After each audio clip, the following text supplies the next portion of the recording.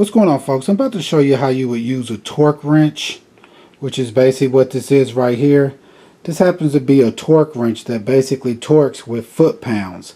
You have your metric torque wrench that basically torques with inch-pounds, and for stuff like cars, trucks, and all that type of work where you have like bigger bolts and stuff, you want to use a standard torque wrench. And the reason that you would want to use a torque wrench is that way you can get a specific torque onto a screw or a bolt.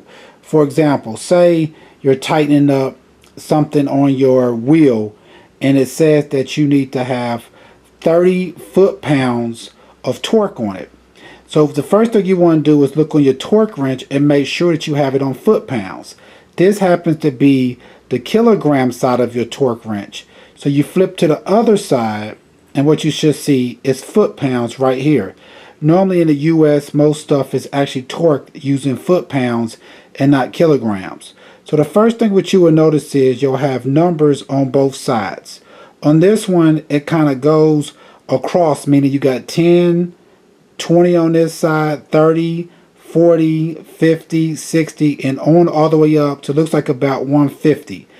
So to set your desired torque, say for example you need 30 foot-pounds of torque. What you want to do, first thing is you want to come to the back and loosen this bolt that's at the back right here.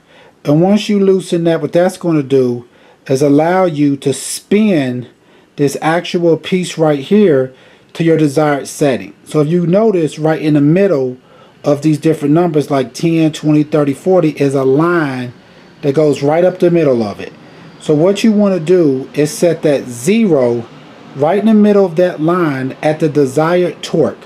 So if I wanted 30, what I'm going to do is spin this.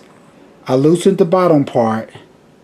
Is keep on spinning it until I get the 0 to match right at that 30. As you can see, I'm spinning it. So now I got 0. As you can see, I got it right at that 30. What that tells me is pretty much is that I have now 30 foot-pounds of torque on this torque wrench. So that way when I tighten it, once I hear a click sound, that tells me I have a desired amount of torque onto it. So now that I have it at 30 where I want it, as you can see, I have that 0 right there. Here's 30 right there at that middle line where 30 starts at. Like if I went up to the next one, the next like 30, 40 would be right here for 40. I also could go to say 35. Say I want 35 foot-pounds of torque. So what I would do then is spin a little bit further. See, that would be like 32. That would be 34. Right in that middle line, that would tell me that I have now 35 pounds of torque. There's a 30 and I'm on the 5 mark, which will be in between the 4 and the 6. And once I'm at my desired torque, now what I want to do is come back to the bottom and tighten back up this basically piece back here that I loosened. The screw, bolt, whatever you want to say, you tighten that back up.